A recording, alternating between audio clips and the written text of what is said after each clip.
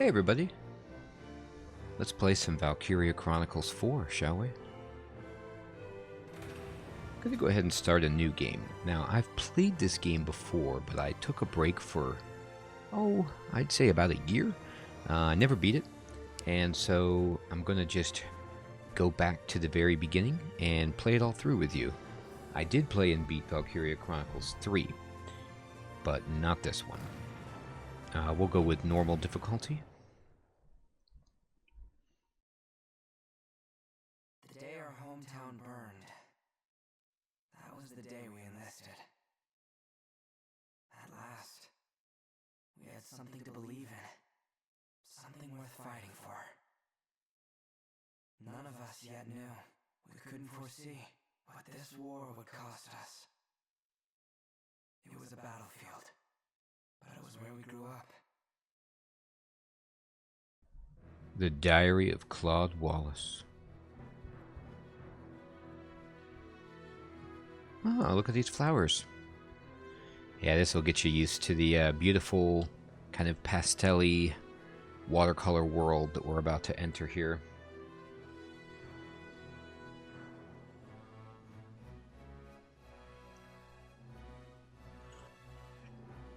And there's a tank.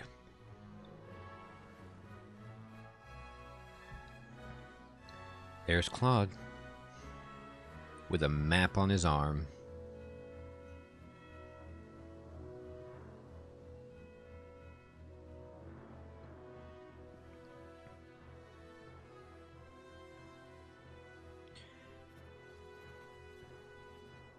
Studiously keeping notes in his diary and pretending that it's not strange for a dog to wear a hat.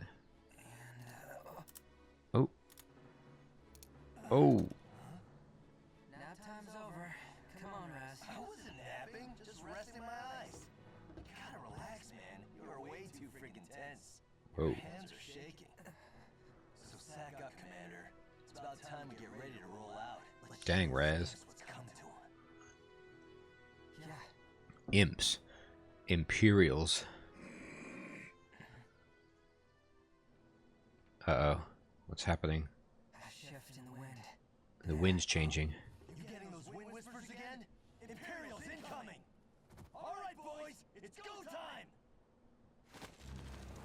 Whoa. Look at them all hiding in the flowers. Squatty! Do you read me? Squatty! Squatty's here. Claude Wallace. Squatty. The Imperial forces are on the move, heading for your position! Ready to engage. Do Whoa. not let them break through to the front line. We're counting on you. Roger that. Over. Good luck, Squatty. I mean, Won't advance until they're done shelling the area. We should have time to prepare. Kai, take a group to that southern hill and slow down their left flank. Raz, take 2 soldiers east and make some noise for me. You got that? Gotcha. Keep up or get left behind! At your command! Miles. Hafen is the tank, by the way. Ready to engage. All right. Just remember your training.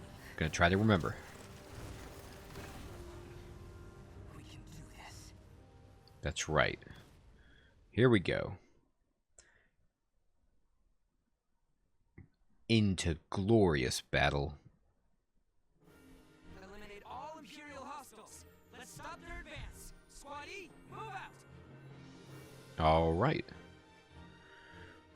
So, if you've never played one of these games before, they are indeed turn-based strategy games, but with a pretty intense twist in how they play out and appear. So you're not on a grid, and it's almost like a shooter, and yet a turn-based shooter. So you'll see how this works out. Just say the word, boss.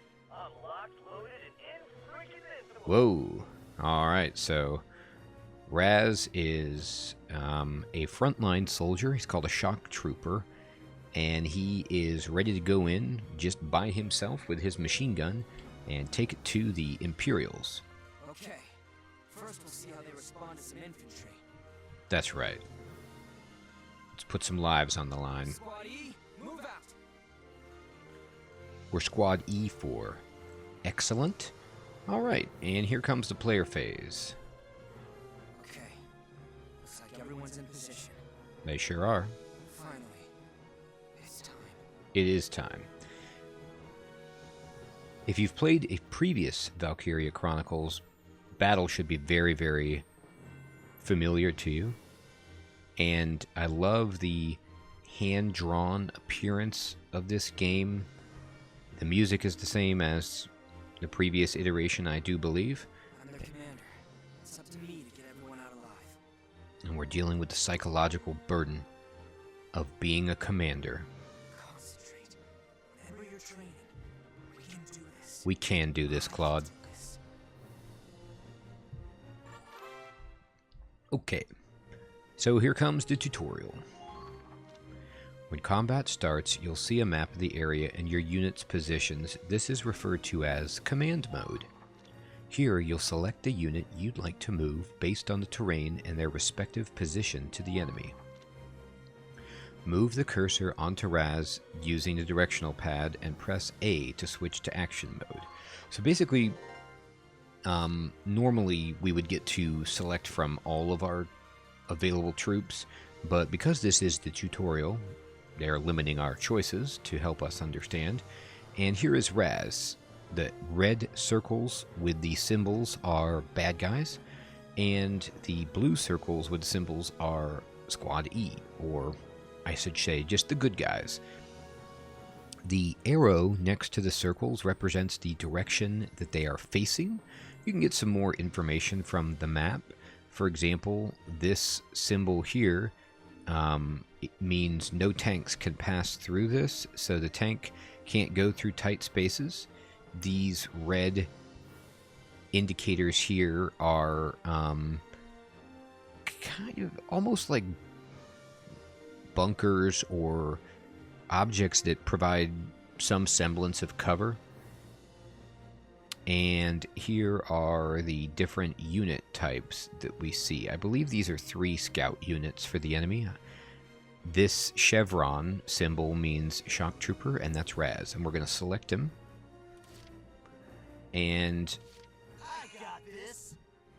it uses 1 command point to move Raz, or to use him. Tutorial action mode. Selecting a unit switches them to action mode where they can move and attack. Move a unit in action mode with directional pad or L stick. Alright, the AP gauge at the bottom of the screen will slowly deplete while a unit is in motion. Once that soldier runs out of AP, they will be left unable to move.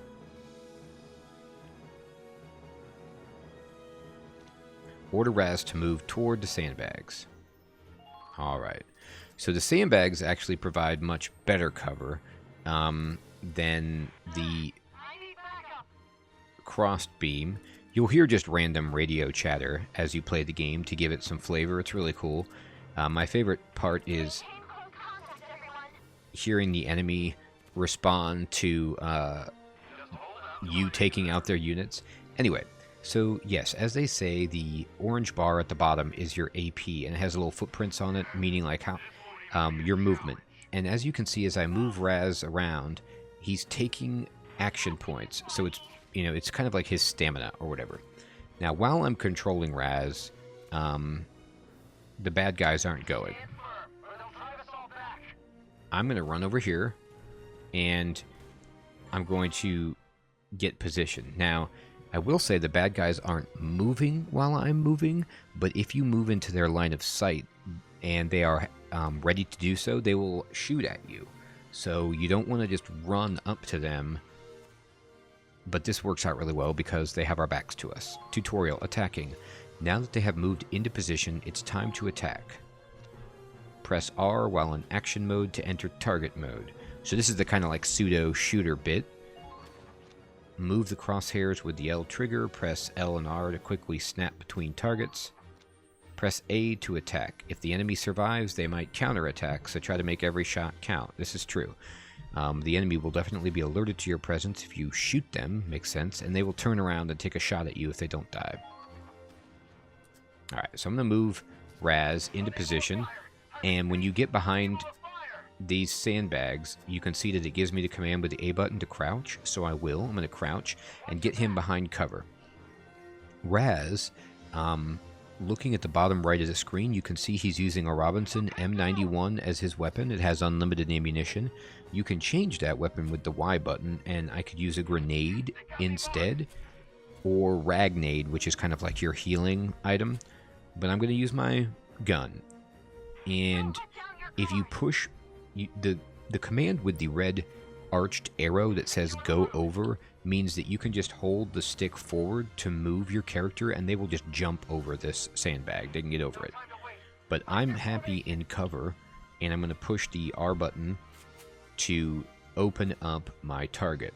Now, understanding this screen is important to helping you understand how to survive in this game. So, the scout is who we're firing on, and that, like, inverted and sideways 3, or stylized M, whatever that symbol is, that means the scout. They have 140 hit points, and their hit points are full, as you can see by the green bar there. It says it's going to take 7 shots to kill this guy. That's the number in red. And I actually fired 20 shots. So I just need to hit 7 out of 20, which at this range shouldn't be hard. But the game gives you some transparent information, but keeps a lot of things concealed. So you're going to need to understand by feel how likely it is that you're going to hit. Now, just given the range, I should be fine, but if I move my stick and I actually target his head with the crosshairs, you'll see that it goes from 7 shots on his body to only 2 headshots. And you pretty much always want to target their head because, as far as I know, it's just as easy to hit the head as it is their body, even though it's smaller. The game isn't factoring that in. So now I have 20 shots and I only need to hit on 2 out of 20 to kill this guy. The next 3 boxes there, versus personnel, versus armor, and area of effect, are telling what kind of damage you're doing, and it's kind of like a rock, paper, scissors. Shock troopers here have strength against other infantry units, but they're terrible against, say, a tank or an armored unit. Circle means good damage against it. X means terrible damage against it. Anyway, it also says we're getting a surprise attack because this guy doesn't see us. So I'm going to push A. And you can see that he took all of his shots. And I indeed missed a bunch of times, but we killed him. And he's gone. Tutorial, ending actions. Troops can only attack once per action. Once a unit is done moving and attacking, end the action to return to command mode. Press the start button to end the unit's action, or the plus button. Plus can end a unit's action even if that unit has leftover AP or is not yet attacked. Pressing B can also end your action, in which case a confirmation prompt will appear. Use whichever method you prefer. And I actually, sometimes I like to use B if it's really stressful battle and I want to win, because I don't want to accidentally end somebody's turn without being confident. But once you get into the game, using the plus button is totally cool. Alright, so I can end his action, but you can also move after you attack. So you see Raz still has a whole bunch of movement left if I wanted to use it, but I'm not going to. These yellow lines that are streaming out of Raz's head show the other enemies that we can see. So it gives you a sense like there's an enemy way over there, and there's an enemy kind of down there.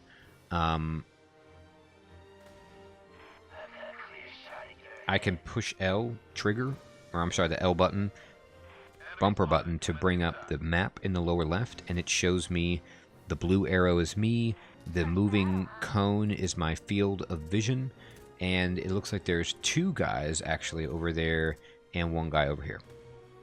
And I'm just going to leave Raz here and push the plus button. And he kind of like cocks his gun and hunkers in. Damn it, these assholes are in my way. I can't break through this. Oh boy, watch your language, Raz. Why not? You're invincible, right? Oh boy, here's Kai. Are you really getting tripped up over some common foot soldiers? Why don't you ever stop and think, Oh, shut up!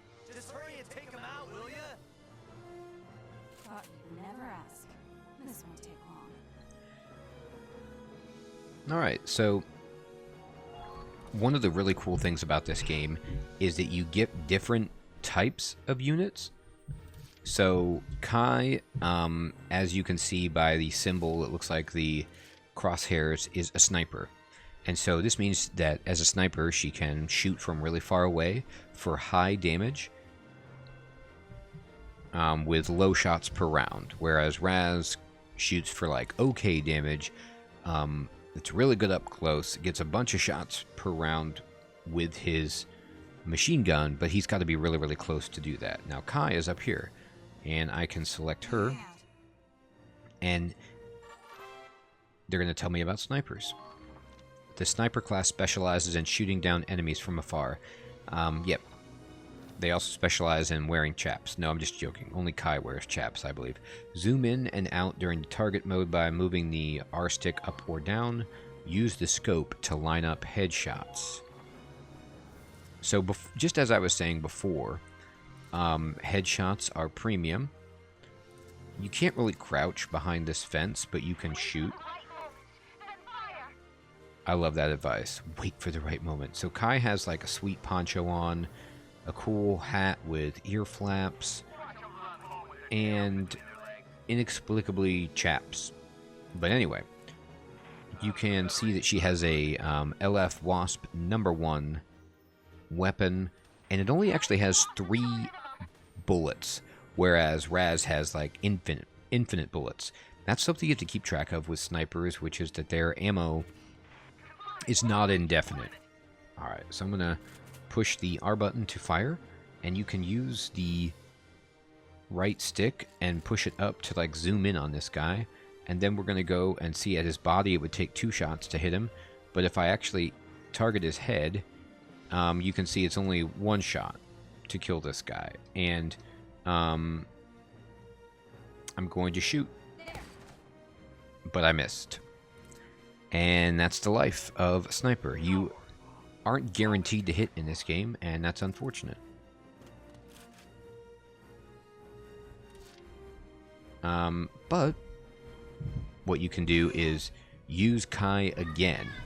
And I'm going to select Kai again and have her take a shot. Now, she still has 2 bullets left, and we're going to try to hit this time. Boom. And this time we get a direct hit. Didn't take much. No, it didn't take much indeed, did it? Now, the unit that could have moved up on Kai is gone, and it's just these 2 dudes who are like way far away. I'm actually going to try and move Kai down a little bit closer so that maybe next turn we can move her. Snipers have much worse movement than, say, shock troopers, but not as good as scouts. Scouts have like the best foot movement. Tutorial. Command points and ending phases. Selecting a unit in command mode uses up 1 command point, or CP. CP reflects the number of times you can control a unit per player phase. When your CP reaches 0, the player phase ends, and the enemy phase begins. So basically, it tells you how many actions you get to take per round as a commander using your units, and then you can end the turn in a similar way you end a unit's turn. Be mindful of your positioning before the enemy phase begins. So we have no CP left, so we couldn't even move somebody if we wanted to, so we're just going to end the phase. Then this red banner comes up that says enemy phase, and they're going to move around. Like this guy, and if you are in line of sight, or you have a vantage point, you can actually see the enemy moving. But if you can't, they move as these like hilarious, shuffle marks on the map where you can't see them, but then he came over the ridge and we can see him. So now we see both enemies positioned over there, and that's all that there is left. There's those 2 guys way over there. There we go. About time, Claude. Yeah, I know. Soldiers. Now's our Claude's chance coming to in. take the offensive. Now is our chance to take the offensive. Backup has arrived. So, tutorial CP and consecutive actions. Command points are replenished at the start of each player phase. CP can be used on the same unit multiple times in a row. This is useful for cutting into enemy lines, hurrying past dangerous terrain, or finishing off a tenacious enemy. That said, it'll tire out and start each consecutive action with less AP than the last. CP that goes unused during one phase will, however, roll over to the next. How you choose to manage CP will determine the fate of your squad. Alright, so the idea is basically you can choose one unit that you love and move it and use it to fire many times, but each successive time you select it, it will actually have less AP, which means it can move less. But if you get someone in position, you don't need to move. You can just fire and fire and fire. So you kind of use this to plan what you want to do. Now, I could send a unit over this left way to set up a flank position. But instead, what I'm going to do is I'm going to take this scout right here. Unless they're making me use Raz. Now, I think they're saying I have to use Raz. I guess. Or maybe not. Here we go. Alright, I'm going to use Curtis. Understood. Curtis is a scout. Sandbags. Sandbags on the field provide cover. Move behind a sandbag and press A when crouch appears to take cover. Crouching makes the unit harder to hit and negates extra headshot damage, which is huge. Take cover behind sandbags as you move. Now that goes for the enemies as well, so if an enemy is behind sandbags, be careful and understand that it's going to take more to kill it than usual. I'm going to move Curtis, and he's a scout, so he gets to move quite extensively, as you can see. And I'm going to try to get as close as I can. And you can see they're actually starting to fire on me. And I'm going to... Hey, no. That's joypad drift. That's terrific. Alright, I'm going to take a shot. Aiming in weak points. Critical hits such as headshots deal greater damage than normal. Use the L stick to quickly aim. Then use the directional pad to line up a headshot. Shots fired will generally land within the circle marked in your line of sight. Increase your chance of landing a hit by lining up shots so that the target is well within the circle. Right. To kill shows how many shots must connect to eliminate the target. The number indicates whether your shots will reach the enemy or if you're aiming at a weak point. Okay. So anyway, here's this guy. By the way, the enemies will fire when you're moving, like you saw there, but once you push the R button to go into this mode and you're like aiming and stuff, the enemies will not fire at you. It kind of pauses them. So this is very useful for lining up your shot, and also just helps you to understand that you don't have to stress out right here. You can take your time. Alright, so I'm going to try to get an aim on... Oh boy, joypad's going crazy on me. Terrific. I'm going to try to get aim on this guy's head. Okay, now. You can also use the directional pad for like really fine precision aiming, which I'm doing now. You can see it'll take 3 shots to the head to kill this guy, but Curtis gets 5 shots with his Lenfield M1 rifle, and let's take him. 1, 2, 3. Whew, he got him. Just barely. And I'm going to crouch, and I'm going to end Curtis's turn.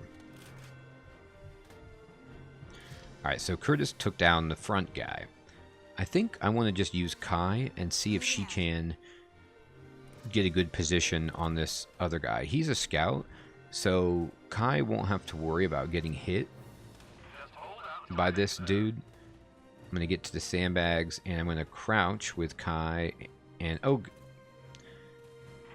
Come on now. Come on now, joypad. Don't do it. Alright, now we're going to fire. And I'm going to zoom way in. Do I have enough ammunition? I have 2. You do regenerate 1 ammo per turn, by the way. I don't know when the game's going to tell you that, but you can see I used 2 shots last round, which took me to 1, but you tick up 1 ammo per turn. Later, you can also get units that give you ammo if you run out. Engineers, I believe. Anyway, I'm going to try to take a shot on this guy. And we missed. And that's a shame. Alright, I'm going to end her turn. And I have 2 turns left. So my choices are I could move up Curtis. And you see in the bottom right, his orange bar, that indicates how much AP he will actually have if I select him again, because I've already used him. So he lost, like, around a third of his AP there. So that's plenty to move him up within range, but I think I'm just going to try to take the shot with Kai. Alright, Kai, try again. You got one more good shot on this guy. We'll move the shot up. Boom. There we go. Didn't take much. It didn't take much. Just a rifle shot to the head.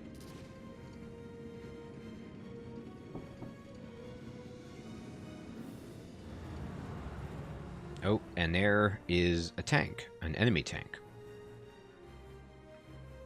I can tell because of the design and the red flag on the back. Busting out the tanks, huh? This one's all yours, Claude. Yep, it is, Claude. Here's Claude. It's our turn now. Fire up the engine, Miles.